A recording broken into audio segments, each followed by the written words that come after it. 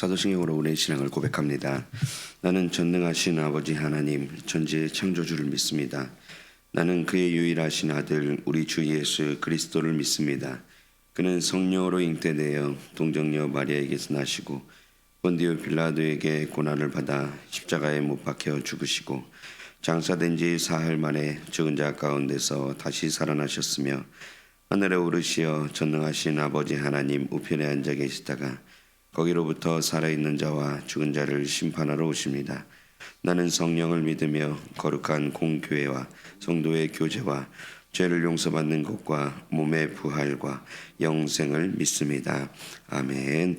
우리 찬송가 200장 찬양하겠습니다. 찬송가 200장 달고 오묘한 그 말씀 함께 찬양하겠습니다.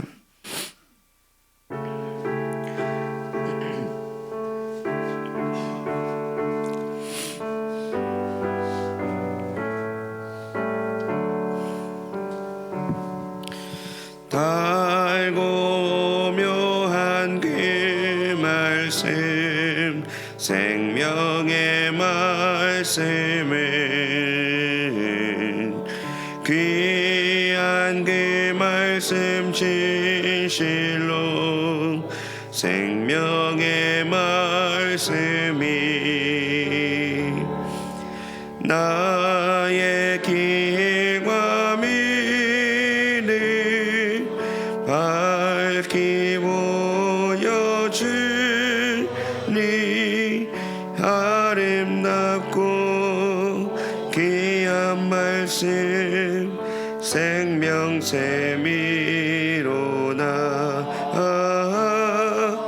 아름답고 귀한 말씀 생명샘이로나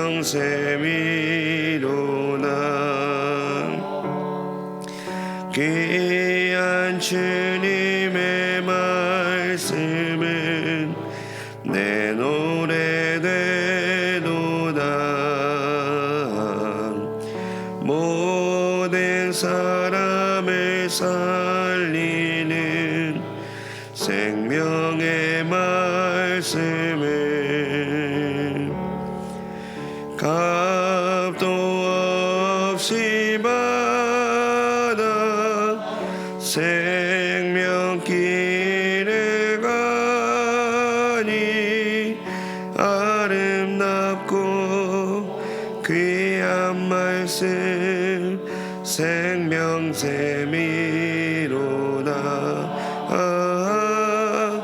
아름답고 귀한 말씀 생명샘이로다. 널리 울리어 퍼지는 생명의 말씀은 마음의 용서와 평안을 골고루 주나니 다만 예수 말씀 듣고 복을 받네. 아름답고 귀한 말씀 생명샘이로다.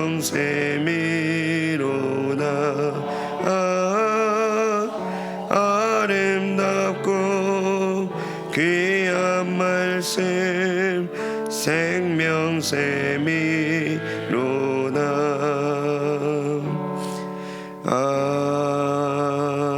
아멘.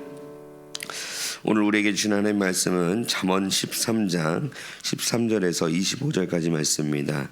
성경 말씀 잠언 13장 13절에서 25절까지 말씀입니다. 13절에서 25절까지 말씀 한 절씩 교독하신 후에 마지막 절을 합독하겠습니다. 말씀을 멸시하는 자는 자기에게 패망을 이루고 계명을 두려워하는 자는 상을 받느니라. 지혜 있는 자의 교훈은 생명의 샘이니 사망의 그물에서 벗어나게 하느니라. 선한 지혜는 은혜를 베푸나 사악한 자의 길은 험하니라. 무릇 슬기로운 자는 지식으로 행하거니와 미련한 자는 자기의 미련한 것을 나타내느니라. 악한 사자는 재앙에 빠져도 충성된 사신은 양약이 되느니라. 훈계를 저버리는 자에게는 궁핍과 수욕이 이르르거니와 경계를 받는 자는 존영을 받느니라. 소원을 성취하면 마음에 달아도 미련한 자는 악에서 떠나기를 싫어하느니라. 지혜로운 자와 동행하면 지혜를 얻고 미련한 자와 사귀면 해를 받느니라. 재앙은 죄인을 따르고 선한 보응은 의인에게 이르느니라. 선은 그 산업을 자자손손에게 끼쳐도 죄인의 죄물은 의인을 위하여 쌓이느니라. 가난한 자는 밭을 경작함으로 양식이 많아지거니와 불의로 말미암아 가산을 탕진하는 자가 있느니라. 매를 아끼는 자는 그의 자식을 미워함이라. 자식을 사랑하는 자는 근실이 함께 징계하느니라. 읽습니다. 의인은 포식하여도 악인의 배는 줄이느니라. 아멘. 아멘. 기도하겠습니다. 좋으신 아버지 하나님, 은혜를 감사합니다. 지난 간밤에도 저희들을 주님 품 안에서 편히 쉬게 해주시고 또 이 새벽에도 저희들을 주 앞에 불러주심을 감사합니다. 물을 떠난 고기가 살 수 없음과 같이 저희가 주의 은혜가 없이는 한순간도 살 수 없음을 고백합니다. 이 새벽에도 말씀과 기도 가운데 저희들을 만나주시며 주의 성령으로 충만케 하여 주옵소서. 오늘 한 날도 주님과 더불어 동행하게 하시고 주를 기쁘시게 하는 한 날 되게 하여 주옵소서. 주님께 감사의 예물 또 1000번째 예물을 드립니다. 믿음으로 순종으로 감사함으로 드리는 예물을 주님께서 기뻐 받으시고 약속하신 하늘의 복과 땅의 복으로 충만하게 채워 주시옵소서. 주의 은혜로 종의 가정들을 형통케 해주시며 그 자녀들을 축복하여 주옵소서. 예수님의 이름으로 축복하며 기도하옵나이다. 아멘. 이 새벽에도 주의 은혜와 축복이 함께 하시기를 축원합니다. 잠언이 주는 은혜와 축복은 굉장히 많습니다.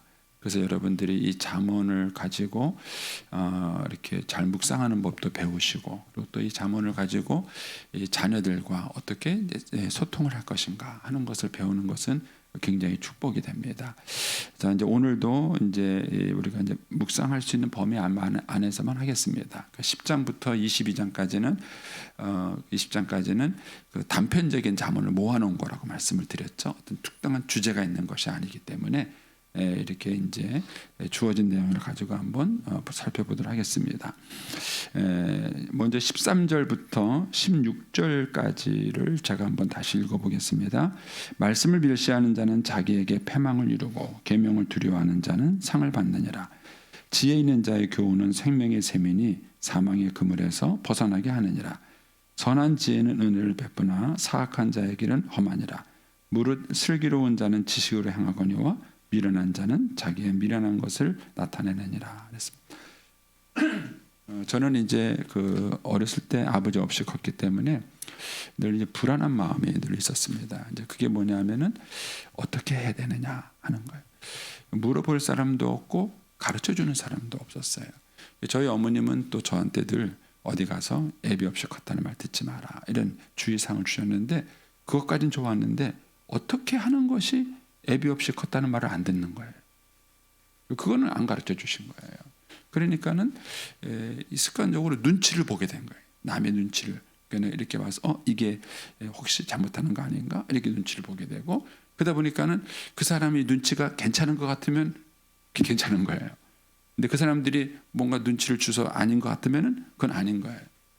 근데 문제는 그게 맞냐는 거예요. 제가 그 사람들의 눈치, 소위 말하는 일반 사람들이 보는 눈치를 보며 살아가는 그 눈치가 맞냐는 거예요. 저는 이제 민주주의라는 게 이렇게 국민의 뜻을 따르고 국민의 뜻을 묻는다 그래요. 그런데 국민의 뜻이 항상 옳습니까? 국민의 뜻이 항상 맞습니까? 그래서 우리가 물어봐야 될 질문들이에요. 그러니까 저는 이제 어렸을 때부터 늘 이게 갈등이었어요. 그래서 이제 무슨 일 누구한테 좀 물어봤으면 좋겠는데 물어볼 데가 없는 거예요. 목회도 똑같더라고요. 이 선배 목사님들이 일은 시킬 줄 알았지 가르쳐 주지를 않으신 거예요. 가르쳐 주. 그래서 제가 첫 번째 이제 사역지에서 이게 또 녹음이 되니까 또 불편하네. 첫 번째 사역지에서 닦았는데 담임 목사님이 이제 교구를 맡기고 신방 가. 한 번도 신방을 가본 적이 없고 배워본 적이 없는 거예요. 근데 신방 가 그러는데 뻥 찌는 거예요. 신방 가서 뭐 해야 되지? 뭐 어떻게 해야 되지? 이게 뭐 뻥 찌는 거예요. 하여튼 그래서 제가 이제 책을 좋아하게 됐습니다. 물어볼 데가 책밖에 없는 거예요. 그래서 뭐 하다가 이제 뭐 길이 막히거나 이제 궁금하면은 이제 습관적으로 이제 그 서점에 가서 책을 찾아보는 게 이제 그렇게 습관이 돼버린 거예요. 그러니까는 지금도 사실은 많은 사람들이 그런 일을 하고 있습니다. 그런데 이걸 입장을 바꿔놓고 생각해 보면은 여러분의 자녀들은 그런 궁금증이 없을까요? 여러분의 자녀들은 걔들도 있어요. 걔들도 있습니다. 그런데 묻질 않는 거예요. 제가 이제 결혼 예비 교육을 아이들에게 시켜보다 보면은요, 실제로 아이들이 순수합니다. 요즘 애들이 뭐 버릇도 없고 뭐 그렇다고 말을 하지만 그들 순수해요. 근데 걔네들이 물어볼 데가 없고 또 뭘 물어봐야 되는지도 몰라요. 자기들이 뭘 고민하고 뭘 물어봐야 되는지도 모르니까 그냥 봉 찌고 쳐버리는 거예요. 그런데 이렇게 이제 얘기를 하고 가르치고 하다 보면은 아이들이 고민을 하고 물어보는 질문이 생기는 거예요. 자, 그러면은 여러분들이 인생길을 살 때 여러분들의 삶의 기준은 뭐냐는 거예요. 오늘 이제 잠언에서 보면은요, 13절 보세요. 말씀을 멸시하는 자가 나와요. 말씀을 멸시하는 자. 그렇죠? 그다음에 계명을 두려워하는 자가 나오죠. 표현이 그렇게 됐죠. 말씀을 멸시하는 자, 계명을 두려워하는 자. 두 사람의 차이가 뭡니까? 말씀을 멸시하는 자는 누가 무슨 교훈을 주거나 권면하면요, 귀담아 듣질 않아요. 얘기를 하지 않습니다. 예, 저도 이제 목회자가 되다 보니까 사람들을 가르치고 지도하고 이런 일을 해봐요. 그런데 가르친다고 다 듣지 않습니다. 저는 그래서 제일 좋은 청중이 새벽기도 나오시는 분, 주일날 나오시는 분도 좋아요. 그런데 새벽기도 나오기가 쉽지 않습니다. 아침에 이른 시간에 이렇게 일어나서 이 자리에 나오는 게 쉽지 않고, 이 자리에 나와서 제 얘기를 듣겠다고 귀를 기울이는 게 말씀을 멸시하는 사람일까요? 계명을 두려워하는 사람일까요? 저는 그래도 이 새벽기도 나오시는 분들은 계명을 두려워하는 사람인 거예요. 뭔가 말씀을 듣고자 하는 마음이 있는 거예요. 최고의 청중이에요. 제가 봤을 때는 정말 좋으신 분들이 이렇게 저를 쳐다보시고 또렷하게 귀를 기울이는 사람이 어디 있겠습니까? 예, 없어요. 그런데 일반인 사람들은 어떻게 살아갈까? 일반인들은 그러면은 인생을 살아갈 때 어떻게 살아갈까? 거기에 16절 말씀 보면은 재미있는 표현이 나와요. 무릇 슬기로운 자는 지식을 행하거니와 미련한 자는 자기의 미련한 것을 나타내느니라. 자기 고집대로 살아요. 사실 우리가 인생을 살아봐서 알지만은요, 20, 30대의 젊은 아이들 얘기해 보면은 지금까지 뭘 합니까? 자기들이 대학원을 다니고 공부를 했으면 알기는 해요. 한참, 제가 우리 후배 목사님들을 볼 때는요, 한참 어려요. 그런데 문제는 묻지를 않아요. 내가 우리 목사님들이 맨날 하는 얘기야. 자기들 다 알아? 궁금하지도 않아? 근데 왜 안 물어봐? 안 물어봐? 그런 거예요. 그러면은 그 사람들이 인생을 살아갈 때 뭐 어떻게 살아갈까요? 자기 경험, 자기 지식, 그 다음에 자기 생각으로 살아가. 이거를 성경에서 뭐라 그러냐면은 자기의 미련한 것이다. 이렇게 말. 자기의 미련한 것이다. 알면 얼마나 압니까? 우리 어른들이 볼 때, 어른들의 입장에서 어른들에서 볼 때, 지들이 알면 얼마나 압니까? 그런데 그런 걸 좀 물어보고 의논하고 좀 이러면 좋은데 자기 생각대로 하는 거예요. 그걸 성경에서 뭐라 그러냐면은 자기의 미련한 것이다. 이렇게 얘기를 한 거예요. 그러면 이제 거기에 14절 말씀을 보시면은요, 제가 이걸 좀 섞어서 말씀드리는 거예요. 각각의 교훈이 달라요. 각각의 교훈이 다르는데 제가 지금 오늘 아침에 이걸 연결시켜서 말씀을 드리는 겁니다. 14절에 보시면 지혜 있는 자의 교훈은 뭐라고요? 생명의 샘이에요. 그러니까 여러분, 인생을 살아가면서 적절한 때에 지혜자를 만나서 말씀을 배우면요, 그게 생명의 샘. 이번에 우리 교육자들 수련회를 이제 밀양 쪽으로 갔다 왔어요. 갔는데 이제 제가 키웠던 그 양아들이 이제 그 양아들과 그 양아들 친구가 우리 교육자들을 대접을 했어요. 야야, 안 해도 된다. 그리고 자기들이 꼭 하고 싶다는 거예요. 그래서 이제 우리 교육자들 식사 때 그것도 소고기 사줬어요. 비싼 소고기. 그리고 목사님 얼마나 잘 드시든지.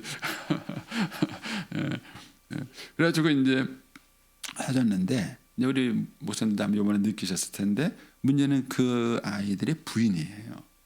그 부인은 제가 키운 제자가 아니에요. 아들은 제가 키운 제자지만 부인은 제가 키우는 제자가 아닙니다. 그런데 그 부인 아이들이 그 아이들이라는 표현이 좀 이상한데 근데 따뜻해요. 근데 그 이유가 뭐냐면요, 자기가 남편하고 살면서 이런 남자를 키워주신 목사님이 누굴까가 궁금한 거예요. 자기들이 살아보니까, 자기 남편하고 살아보니까 자기들이 너무 멋진 거예요. 이렇게 이 남자 아이를 키워준 목사님이 궁금한 거예요. 그리고 저를 좋아해요. 자기 남편 잘 키워줬다고. 자기 남편 잘 키워줬다고 저를 좋아해요. 자, 이제 제가 요것과 여기를 연관시켜서 보세요. 그 아이들은 지혜 있는 자의 교훈을 배웠기 때문에 뭐가 됐어요? 그게 생명의 샘이 됐어요. 그 다음 15절과 연결시켜 보면은요, 선한 지혜는 은혜를 베푸지만 사악한 자의 길은 험해요. 저는 목회하다가 정말 어렵고 힘든 시절이 있었어요. 누구한테 물어봐야 되는지, 누구한테 얘기해야 되는지 정말 어려웠어요. 그때 만난 분이 이강천 목사님이에요. 그런데 그 이강천 목사님이 그 피눈물 어린 그 이야기가 제 마음속에 다 다가왔어요. 아, 이렇게 문제를 풀어가는 거구나. 아, 이렇게 고민하는 거구나. 아, 이렇게 목회를 해야 되는 거구나. 그걸 제가 그분에게 배운 거예요. 근데 결국은 그것이 저에게 뭘 줬냐면요, 여기 모처럼 은혜를 베풀었고 그것이 결국 저에게 생명의 샘이 됐고요. 그것이 결국 13절에 가서는 상을 받게 만든 거예요. 천금만금도 할 수 없는. 그러니까 그분이 준 그 지혜, 그 인생의 권면, 목회 선배로서의 어떻게 살아갈 것인가의 그 얘기가 제 인생에 천금만금. 여러분, 우리가 우리의 자녀들을 뭘로 가르치십니까? 사실 우리가, 저도 나이가 이제 60이 넘었지만은요, 제가 제일 돌아보면은 지혜로운가? 아니더라고요. 아직도 미련하고요, 아직도 부족해요. 그러면 우리가 우리의 자녀를 뭘 가르칠 것인가? 그럼 부모님의 경험도 훌륭해요. 그렇지만 부모님의 경험을 가지고 자녀를 가르치는 것은 굉장히 어리석고 미련한 겁니다. 우리가 무슨 인생을 그렇게 많이 살았습니까? 우리가 무슨 인생을 그렇게 험악하게 살았다 할지라도 그런 세상의 풍파를 다 겪었습니까? 그거 아니에요. 여러분, 가장 지혜로운 것은 하나님 말씀이에요. 하나님 말씀이 가장 지혜롭고 가장 풍부한 거예요. 그러니까 하나님 말씀을 우리 아이들에게 가르치는데 거기에 내 경험이 믹서가 돼서 가르치면 도움이 되는 것뿐이에요. 그래서 정말 우리가 우리 아이들을 사랑한다면, 우리의 자녀들을 사랑한다면 우리 아이들에게 인생의 길을 가르쳐줘야 돼요. 인생의 길, 어떻게 살아야 되는지, 그들이 어떤 삶을 살았는지 가르쳐야 되는 거예요. 버릇없다, 나쁘다 이렇게 책망할 게 아니라 그 아이들이 지금 그 나이에 필요한 게 뭔지, 그 나이의 필요를 어떻게 채워줄 것인지, 이런 것들을 우리가 어른으로서 내다볼 수 있어야 돼요. 결혼을 준비할 나이에 뭐가 필요한지, 결혼을 한 다음에 뭐가 필요한지, 자녀를 낳고 난 다음에 이 아이에게 뭐가 필요한지, 이런 것들을 어른의 입장에서 보고 그 필요한 것들을 우리가 아이들에게 가르쳐 줄 수 있어야 돼요. 그러면 그것이 곧 그 아이에게는 뭐예요? 생명의 샘이 되는 거예요. 생명의 샘이 되는 거예요. 그래서 16절에 보세요. 무릇 슬기로운 자는 지식으로 행하거니와. 이 지식의 반대말이 자기의 미련한 거예요. 지식의 반대말이 자기의 미련한 겁니다. 그러면 내 아이가 그 꼴난 자기의 경험과 지식을 가지고 살아가고 있는가? 아니면 여기서 말하는 지식은 바로 슬기로운 자가 주는 지식이, 그 선배가 주는 지식이요, 또 우리 입장에서 봤을 때는 이게 하나님의 말씀이에요. 슬기로운 자는 하나님의 말씀으로 기준을 사는 거예요. 우리 아이들이 가정생활할 때, 직장생활할 때 그 아이들의 삶의 기준이 뭘까?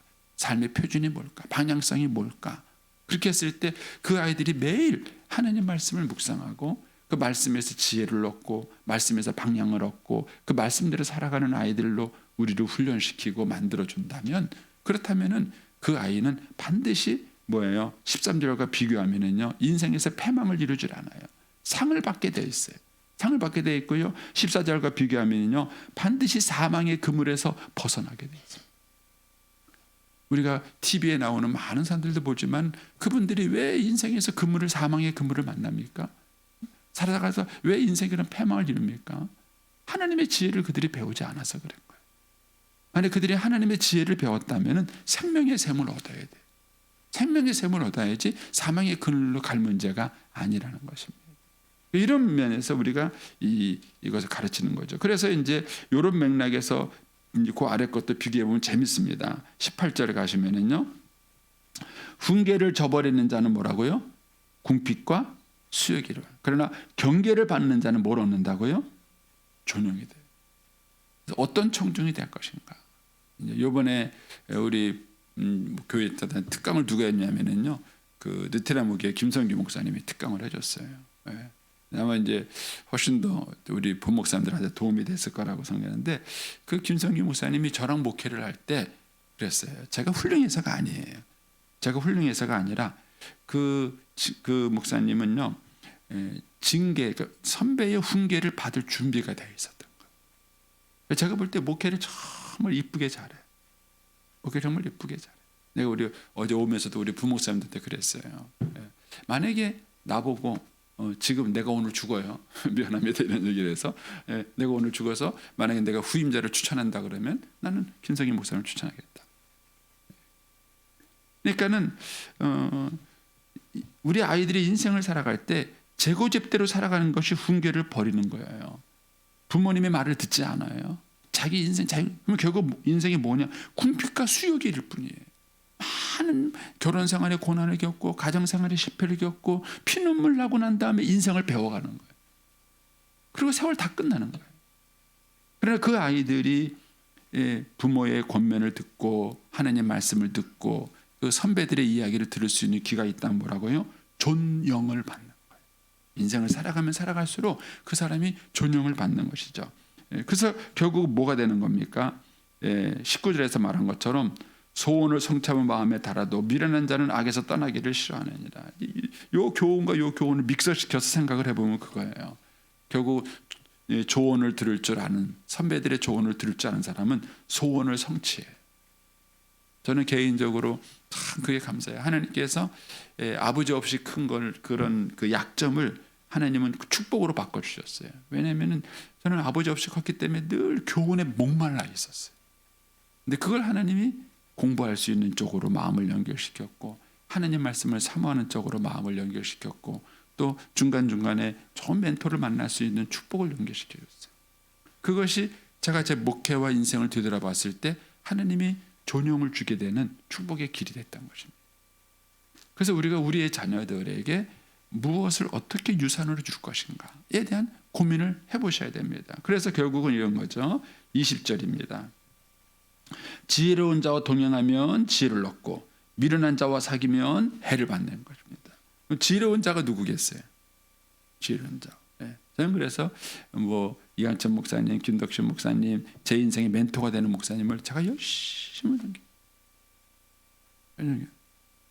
그분들에게 주는 지혜가 얻는 게 있어요.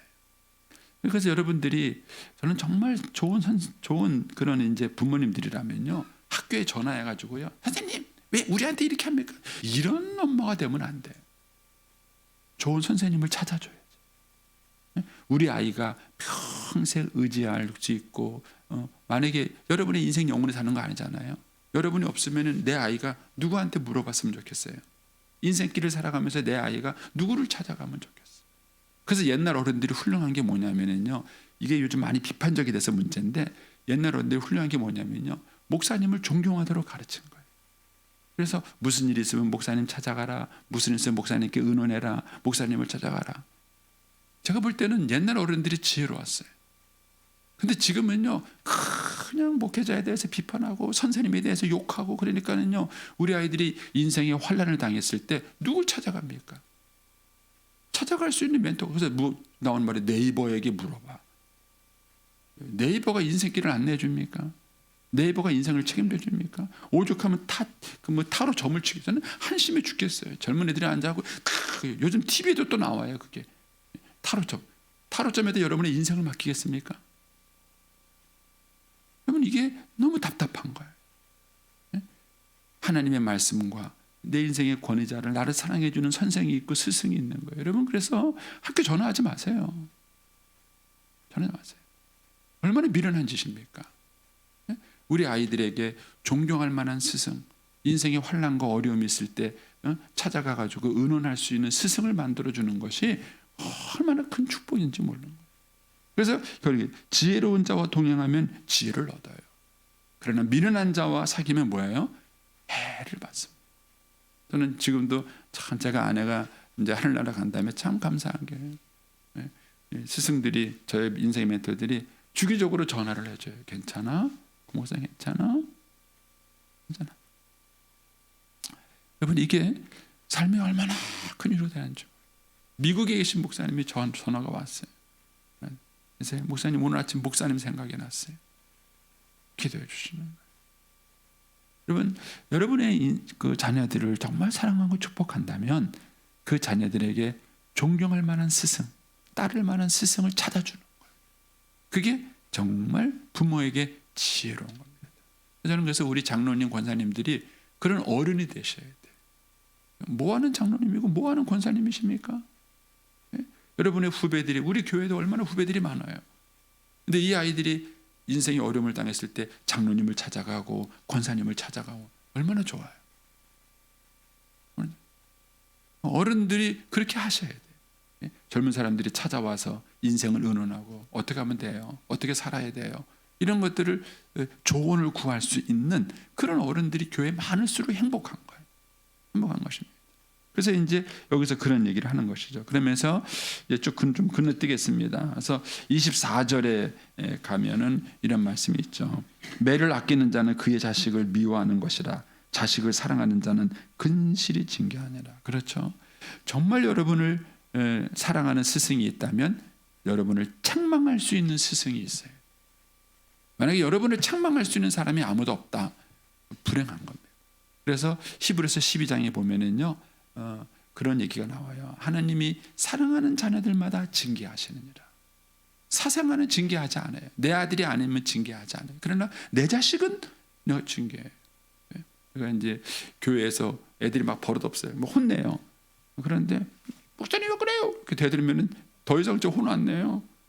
그러다가 이렇게 혼내다가 이렇게 엄마가 나한테 뭐라면 어떡해. 근데 내 아들이 뭐 우리가 이렇게 뭐 어떡해요? 그걸 가만둡니까? 죽여야죠.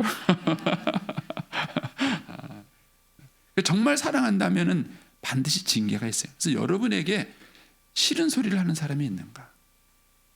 여러분에게 책망하는 사람이 있는가? 없으면 불행한 거예요. 없으면 불행한 거예요. 근데 지사님 그러시면 안 돼요. 권사님 그렇게 하시면 안 됩니다. 이렇게 할 수 있어요. 근데 요즘은 교인들이 무서워서 목사가 책망 안 합니다. 교회 떠나면 어떡해요? 난 뭐 교회가 이 교회밖에 없습니까? 하면서 떠나면 어떡해요? 그래서 요즘 교회에서 사라진 게 뭐냐면은 책망이 없어졌어요. 책망이 없어졌어요. 근데 이거는 불행한 거예요. 그래서 여러분들이 좋은 스승을 만나면 그 스승이 나를 책망할 수 있는 분위기를 만들어줘요. 만들어줘요. 그 권위자를 인정해주고 그걸 만들어줘요. 그래야 제가 책망을 들을 수 있어요. 책망을 들을 수 있고 그것이 결국은 자기를 살리는 겁니다. 여러분 이것과 비교해 보면은 오늘날 우리 한국 교회 교육 현장이 얼마나 무너졌는가를 알 수 있습니다. 오늘날 선생님들은요, 애들이 수업 시간에 자도요 안 깨워요. 왜요? 수면권이 있대. 나는 무슨 놈의 민권이 그런 인권이 있나 모르겠어. 수면권이 있대. 그러니까 요즘은 책망하는 선생님들이 사라졌어요. 정말 진짜 스승이 사라진 것입니다. 그런데 여기 말한 것처럼 매를 아끼는 자는 결국 자식 미워하는 겁니다. 우리가 알잖아요. 징계가 필요할 때가 있습니다. 그러나 근실하게 자식을 사랑하는 자는 근실하게 징계하느니라 하는 것입니다. 여러분 이게 성경의 가르침입니다. 이 시대의 물결을 따라가지 마십시오. 너희는 이 세대를 본받지 말라. 주님이 그러셨어요. 우리는 이 세대를 따라가시면 안 됩니다. 하나님의 선하시고 기뻐하시고 온전한 뜻이 무엇인가를 여러분들이 분별하셔야 합니다.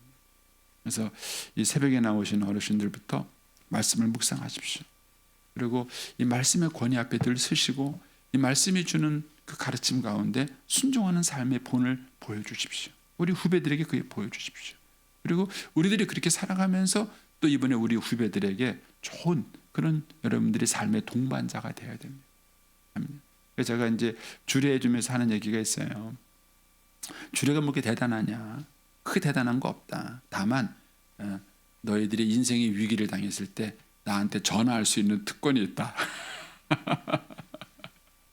그래. 그거 뭐 5주 가르쳐봤자 뭐 얼마나 대단한 걸 가르치겠어요. 예. 살아가다가 부부가 위기를 당하고 해결이 안 되거든. 나한테 연락해라. 여러분, 여러분의 인생에 있어서 여러분들이 삶을 살아가면서 이런 좋은 그런 이제 멘토도 가지시고 또 여러분들도 누군가의 멘토가 되십시오.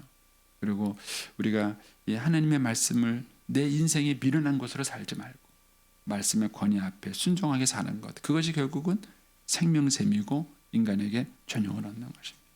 제가 이제 이게 오늘 아침 묵상한 것입니다. 여러분 한번 묵상을 잘 해보세요. 저는 이제 개인적으로 어떤 적용을 했느냐면요, 나이가 되니까 자꾸 가르쳐주는 사람이 사라져요. 절창만 사람이 사라지게 돼요. 그리고 저도 안 들으려고 그럴 가능성이 많은 거예요. 그래서 이제 저는 그렇게 이제 적용을 했어요. 나이가 들어가서 어른의 위치에 설수록 다시 마음을 다잡아야겠다. 내 생각, 내 경험 여기에 사로잡지 말고 가난한 마음을 가지고 배움의 열정을 가지고 살아야 되겠다. 말씀의 권위 앞에 서도록 노력해야 되겠다. 이렇게 제가 이제 여기다 적었어요, 여러분 이제 이 말씀을 여러분들은 여러분들의 삶 속에 어떻게 적용을 하고 살아갈 것인가 이렇게 적용을 하셔서 오늘 한 날도 주님과 동행하고 믿음으로 승리하는 날이 되시기를 축복합니다. 기도하겠습니다. 오늘